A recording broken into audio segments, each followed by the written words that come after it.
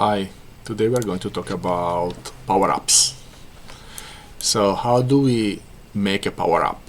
Well, this is described as a trick. Of course, we have to fill up the fields that are mostly scriptable objects. So let's see how it all works. This is a power-up, a simple cube. We put this blue, essentially light blue material on it, just because the pistol is also bluish, so the idea that the energy that recharges the pistol is blue as well. I mean, the cube that recharges it seems to make sense. Here we show that using scriptable objects we can decide several features of each power-up. So for instance, there is a small one and the bigger one here. This charge is 30%, this charge is 60%. And so initially the pistol current energy is only 10 and the maximum is 100. So when we start and we pick up the small one, for instance, the energy that we get is, let's see what, 30. Whereas with the large one, the energy that we get is this other one, 60. So basically, if we pick up the 60, from 10 we should go to 70, and then 30 more we should go to 100, right? So these energy cubes, these power-ups, are supposed to have a boss collider that is trigger, and the reason is, let me show you, the code has a trigger enter, right? And then it says if the thing that collided with the power-up is the player, that means that the tag has to be the player. So Ellen here, don't forget to tag her as player.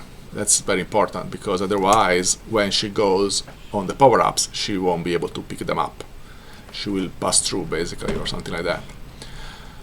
And then what we do, we take the energy of the power-up, and that is here, like the 30 or 60, and we add it plus equal to the current value, and then if it is more than the maximum, that is 100, then we set it to 100, so you cannot have more than the maximum. And then we start this coroutine, because what happens is it disappears, right? And then after a certain amount, that is the respawn delay in seconds, it will reappear again. And so this coroutine waits respawn delays in seconds before making it reappear again. And just to give you the sense of how it all works, these are the two, and let's also, pistol carrying energy you see is 10, okay? So we can go take, let's say, the one that is 60 in theory. So as you can see, it goes to 70.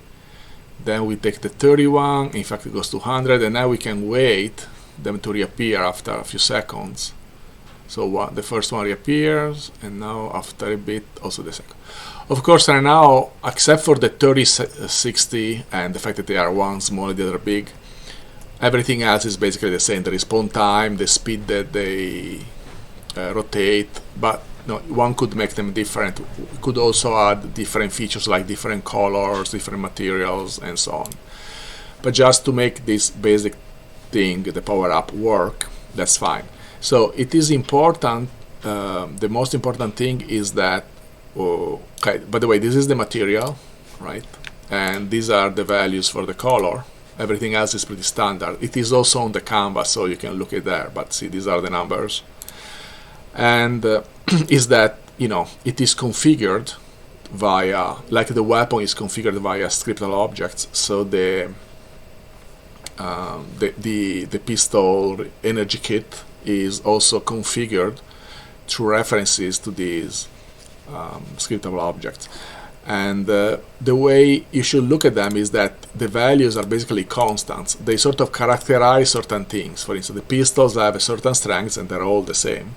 All the rifles, maybe if they were rifles, they would have a different strength and different number of initial bullets or things like that, right? And we could basically have just constant values here that we use to sort of rubber stamp each pistol and each rifle, or in this case pistol energy charge 8 kits.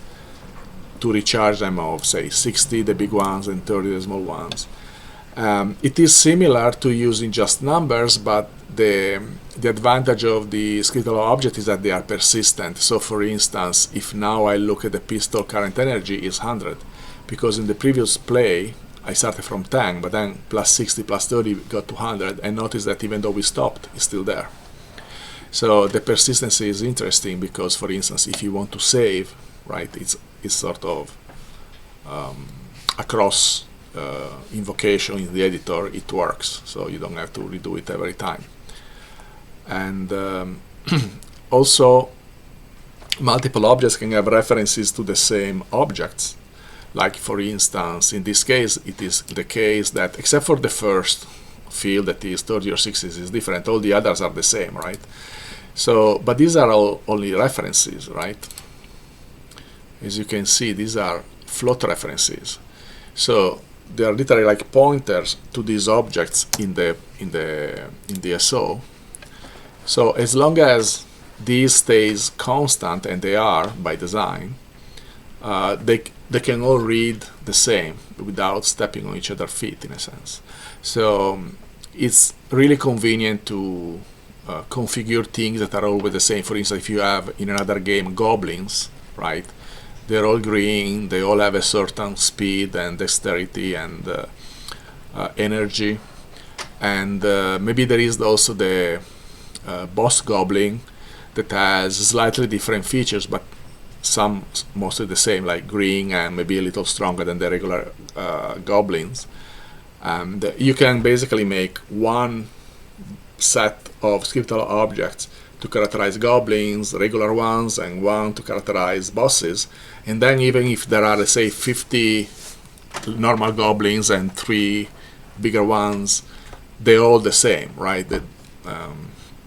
This is something that happens so often in games. There are zombies, they're all the same, right? Maybe the graphic is a little different, but they all behave the same, they all have the same resistance and so on. So this is a use case of how to configure these energy packs. We have already used scriptable object before to characterize the strength of the pistol and how much it consumes, how hard it hits the enemies, the targets. Again, scriptable objects again. They're really handy for configuring things, essentially.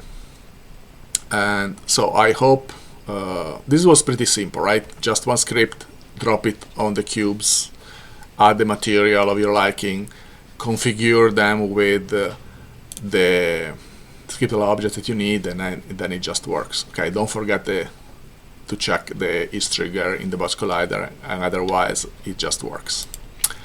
That's all for today. Thank you.